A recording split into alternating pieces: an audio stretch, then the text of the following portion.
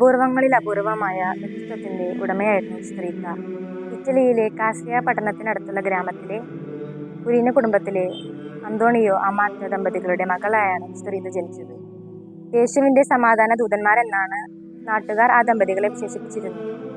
വിവാഹം കഴിഞ്ഞ് ഏറെ നാളത്തെ കാത്തിരിപ്പിന് ശേഷം ഒരു ദൈവദൂതൻ അമാത്തയ്ക്ക് പ്രത്യക്ഷപ്പെട്ടു പറഞ്ഞു, നിങ്ങൾക്കൊരു മകൾ ജനിക്കും, അവളിൽ വിശുദ്ധിയുടെ മുദ്ര പതിഞ്ഞിരിക്കും.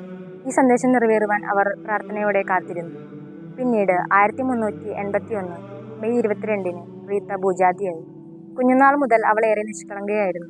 റീത്തയുടെ ആഗ്രഹം സന്യാസിയായി ജീവിക്കുവാനായിരുന്നു. ഒടുവിൽ തന്റെ ആഗ്രഹം ഉപേക്ഷിച്ച് മാതാപിതാക്കളെ അനുസരിക്കാൻ അവൾ തീരുമാനിച്ചു. മാതാപിതാക്കൾ ധനികനും സുന്ദരനുമായ ഫെർഡിനാൻഡോയെ തന്റെ മകളുടെ ഭർത്താവായി കണ്ടെത്തി. വിവാഹ ജീവിതത്തിന്റെ ആദ്യ നാളുകൾ സന്തോഷം നിറഞ്ഞതായിരുന്നു. പിന്നീട് ഫെർഡിനാൻഡോ തന്റെ തനി സ്വരൂപം പുറത്തെടുത്തു.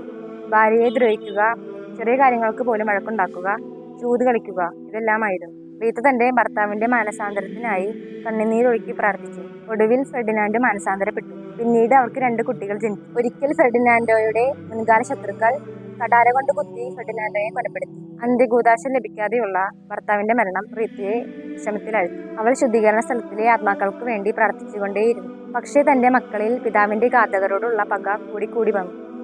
അവൾ ദൈവത്തോട് പ്രാർത്ഥിച്ചു, ദൈവമേ, ഒന്നുകിൽ മക്കളിലെ പക മാറ്റുക, അല്ലെങ്കിൽ അവരുടെ ജീവനെടുക്കുക. ദൈവം അവളുടെ പ്രാർത്ഥന കേട്ടു. 1 വർഷത്തിനുള്ളിൽ തന്നെ മക്കൾ രോഗം ബാധിച്ചു മരിച്ചു. പിന്നീടുള്ള കുറെ നാളുകൾ അവൾ ഏകാന്ത ജീവിതം നയിച്ചു. പ്രാർത്ഥനയും ഉപവാസവും പരിത്യാഗ പ്രവൃത്തികളും അവൾ ജീവിതത്തിന്റെ ഭാഗമാക്കി. കന്യകാലയത്തിന്റെ വാതിൽ തനിക്കായി തുറക്കണമെന്ന് അവൾ ദൈവത്തോട് പ്രാർത്ഥിച്ചു. ദൈവം പ്രാർത്ഥന കേട്ടു. അത്ഭുതം എന്നോണം അഗസ്തീനിയൻ മഠത്തിന്റെ വാതിൽ അവൾക്കായി തുറന്നു.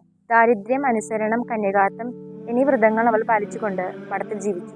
കാസിയായിലെ മാതാവിന്റെ പള്ളിയിൽ പീഡാനുഭവത്തിന്റെ ധ്യാനത്തിൽ പങ്കെടുത്തു വന്ന റീത്ത കുരിശു രൂപത്തിന്റെ മുന്നിൽ ഇരുന്ന് പ്രാർത്ഥിച്ചു, അങ്ങയുടെ വേദനയിൽ എന്നെയും ചേർക്കണമേ. മഹാത്ഭുതം എന്ന് പറയട്ടെ, ഈശോയുടെ മുൾമുടിയിൽ നിന്നും ഒരു മുള്ള് റീത്തയുടെ നെഞ്ചിൽ തറച്ചു. ശുശ്രൂഷിച്ചു, എങ്കിലും മുറിവ് പഴുത്ത് വികൃതമായി. റീത്ത എല്ലാം ക്ഷമയോടെ സഹിച്ചു.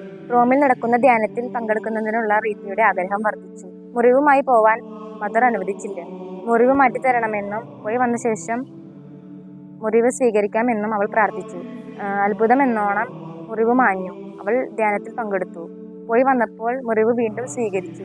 ആ മുറിവിന്റെ വേദന അവൾ 4 വർഷത്തോളം സഹിച്ചു.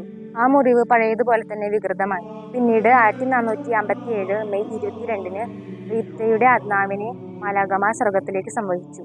റീത്തയുടെ മരണസമയത്ത് പള്ളിമണികൾ താനെ മുഴങ്ങി. നെറ്റിയിൽ നിന്നും വന്നിരുന്ന ദുർഗന്ധത്തിന് പകരം പരിസരമാകെ റോസാപ്പൂക്കളുടെ സുഗന്ധം കൊണ്ട് നിറഞ്ഞു.